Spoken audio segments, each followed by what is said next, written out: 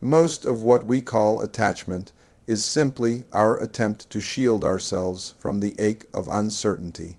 It feels safer to cling to something or someone than to admit how fragile everything really is. But if you look closely, you'll see that attachment is rarely about love in its purest form. It's about trying to control what you can never fully possess. Think about it.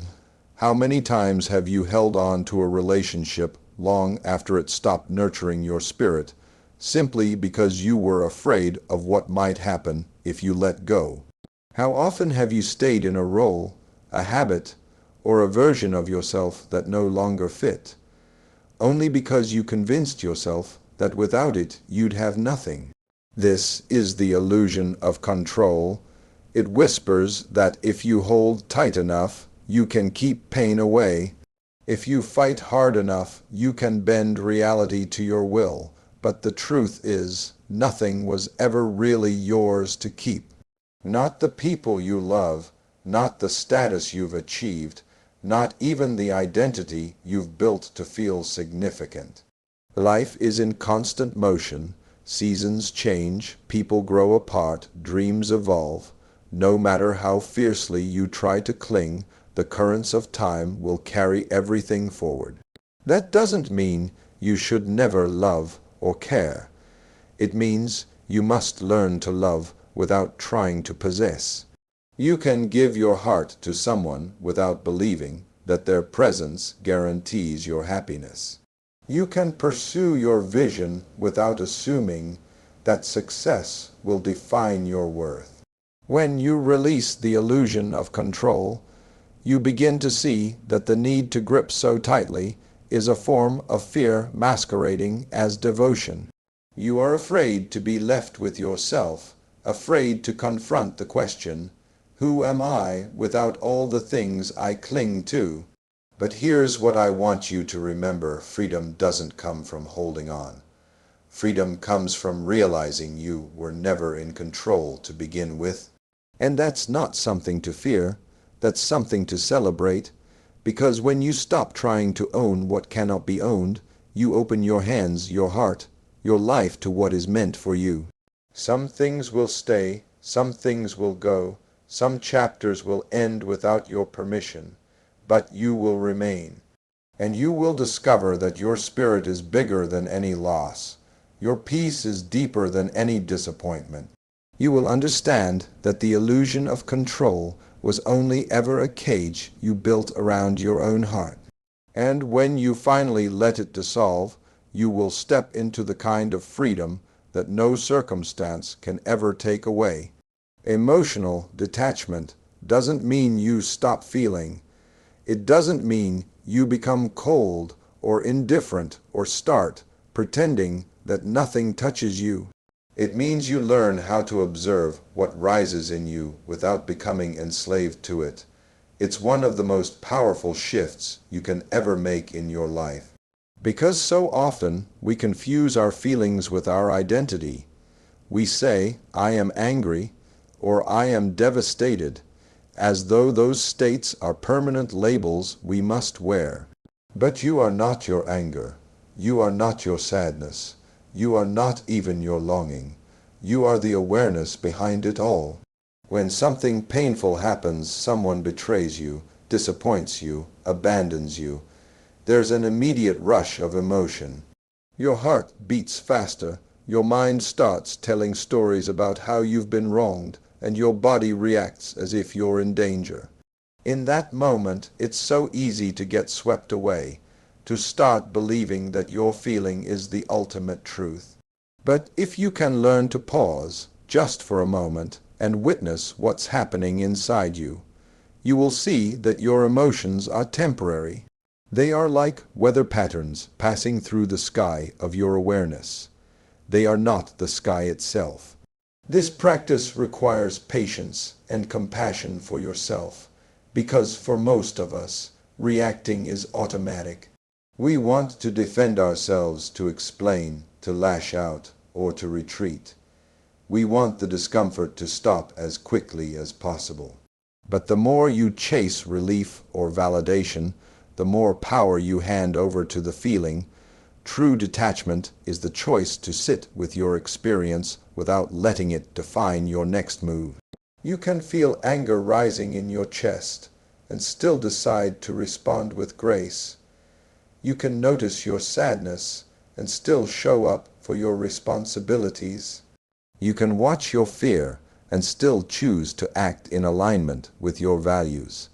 When you stop merging with your emotions, you start to reclaim your freedom. You're no longer at the mercy of every trigger. You don't have to perform or react just because something has stirred you up inside. You can hold space for what you feel, acknowledging it fully, while remembering that you are so much more than this momentary storm. It takes courage to practice this kind of witnessing. It takes humility to admit that your feelings are not always accurate reflections of reality. And it takes faith to trust that even the most intense emotional waves will eventually settle. But if you stay committed to observing instead of identifying, you will find that you are steadier than you ever imagined. You will begin to live from a place of clarity and strength, where no emotion can hijack your spirit. And that is where your true power lies. When something happens that shakes you, a harsh word, an unexpected loss, a betrayal you never saw coming, your first instinct is almost always to react. That's human. The nervous system is wired for survival, and when it feels threatened, it floods you with urgency. You feel the heat rising in your body, the tightness in your chest, the stories racing through your mind about how you've been wronged or why you need to defend yourself. But in that charged moment, there is a space, a tiny gap between what just happened and what you choose to do next. And if you can learn to recognize that space, you will discover the doorway to your freedom. Most people never pause long enough to notice it. They go straight from stimulus to reaction. Someone criticizes them, and they snap back without thinking. Someone withdraws their affection, and they start chasing or blaming. Someone crosses a line, and they explode in rage. It feels automatic, but the truth is, your reaction is not inevitable. It is a choice you make, whether consciously or unconsciously. And that choice is what shapes your life.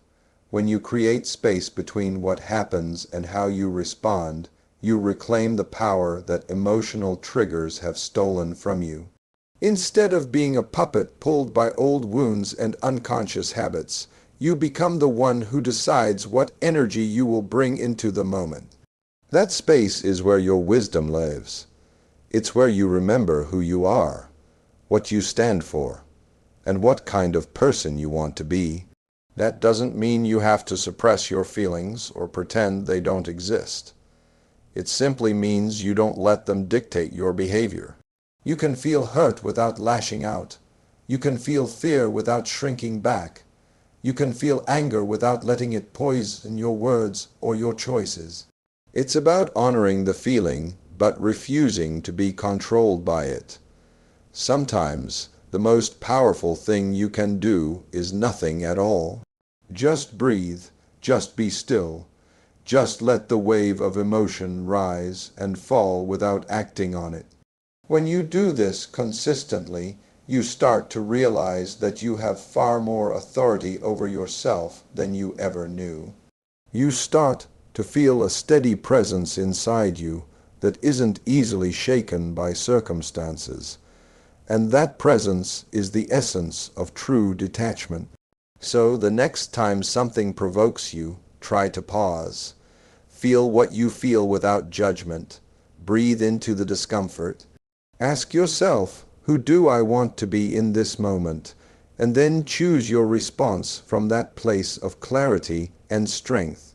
Because when you master the space between stimulus and reaction, you become unshakable.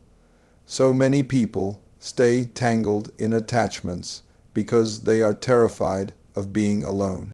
They confuse being alone with being unloved, unwanted, or unworthy. But there is a profound difference between solitude and loneliness. Loneliness is the ache that comes when you believe you are incomplete by yourself. Solitude is the quiet confidence that grows when you realize you already have everything you need within you. Learning to be alone without feeling lonely is one of the most liberating experiences you can give yourself. When you spend time in your own company without distractions, without someone else to mirror back who you are, you start to see yourself clearly. You start to hear the thoughts you've been too busy to notice. You start to feel the parts of your heart you've ignored because you were too consumed with filling the silence. This is why so many people never stop chasing attachments. They keep themselves surrounded by noise, by people, by drama, because facing their own reflection feels too vulnerable. But if you can find the courage to sit in that quiet space, you will discover a deeper kind of strength, the kind that doesn't need outside validation to feel whole. It's in solitude that you remember you are not defined by anyone's approval or affection. You are not reduced to the role you play in someone else's story. You are a complete, living, breathing soul, and your worth does not diminish just because no one else is watching. Being alone gives you the space to understand what truly matters to you, what values guide your choices, and what dreams are yours alone, not borrowed from someone else's expectations. Sometimes, when you detach, you will feel waves of emptiness, as though you've lost something essential. But that emptiness is not a punishment. It's an invitation. It's the clearing out of all the noise so you can build a relationship with yourself that isn't built on fear or dependency. In that space, you can learn to enjoy your own company. You can discover what brings you peace, what lights you up, what makes you feel alive, without needing someone else to provide it. The irony is that once you learn to be alone without loneliness, you become a magnet for deeper connections. You no longer attract people out of desperation or the need to fill a void. You draw relationships that are based on mutual respect, not emotional dependency. And even when you love someone deeply, you can love them without losing yourself. You can be fully present in that bond without believing it's the source of your identity. This is what it means to detach in a healthy, powerful way. It means you are willing to stand alone, to face yourself honestly, and to find peace in your own presence. Because when you know how to be alone without feeling lonely, you discover that you are never truly alone at all. It's so easy to get caught up in the pull of personalities. We invest so much of our energy trying to keep people happy, trying to hold onto relationships that feel familiar, trying to be what others expect us to be so they don't leave. But when you live your life tethered to the shifting moods and choices of other people, you hand over your peace. You surrender your stability to forces you can't control. Detachment is about remembering that while you can love people, appreciate them, and walk alongside them, your foundation must be something deeper than any human relationship. When you focus on principles instead of people, you anchor yourself to values that don't change with someone else's approval. Integrity doesn't vanish when someone disrespects you. Compassion doesn't disappear because someone fails to return it. Faith doesn't dissolve when circumstances don't go your way. When you know what you stand for, you become less reactive to who stays and who goes. You stop basing your worth on whether someone praises you or ignores you, and you start to see clearly that everyone has their own journey, their own wounds, and their own lessons to learn. This doesn't mean you stop caring about people. It means you care without making them the center of your universe. You can love someone and still choose to walk away if the relationship requires you to abandon your principles. You can support someone and still hold your boundaries when their behavior crosses the line. You can forgive someone without allowing them to keep hurting you. That is the power of living by your values. People are unpredictable. One day, they can lift you up with their kindness, and the next, they might disappoint you with their neglect. If you allow your identity to rise and fall with their affection, you will always feel unstable, always looking for reassurance that you matter. But when you build your life around principles, you create a steady center within you. You become the kind of person who doesn't have to chase love or validation, because you already know who you are. Ask yourself what principles you want to guide your life. Is it honesty, compassion, faith, courage? When you're clear about those core values, every decision becomes simpler. You don't have to overthink whether you should stay in a situation that goes against your spirit. You don't have to keep explaining yourself to people who refuse to see you. You simply act in alignment with what you believe is right, and you trust that what is meant for you will remain. Detachment becomes easier when you stop confusing loyalty with self-betrayal. You can be loyal to love, loyal to your faith, loyal to your purpose, without being loyal to people who drain you or keep you small. Because at the end of the day, it's not the people who define you. It's the principles you choose to live by. And when you stand firm in those principles, you are free. True detachment isn't about pretending you don't care. It's not about closing your heart or shutting yourself off from life. It's about trust. It's about surrendering the idea that you have to micromanage every outcome, every detail, every possibility to feel safe. Because the truth is, no matter how hard you try, there will always be things you can't predict, can't control, and can't fix. That's not a weakness. That's simply being human. When you stop trying to grip so tightly to everything, you create space for grace to move through your life. Most of us spend years trying to force situations to match our expectations. We think, if I just work harder, if I just say the right words, if I just sacrifice enough, then everything will turn out the way I want. But life doesn't always honor our timelines or our plans. People will surprise you, circumstances will change overnight, and the more you cling to a specific outcome, the more you set yourself up for suffering when things don't go as you hoped. Surrender isn't about giving up. It's about letting go of the illusion that you're supposed to orchestrate everything.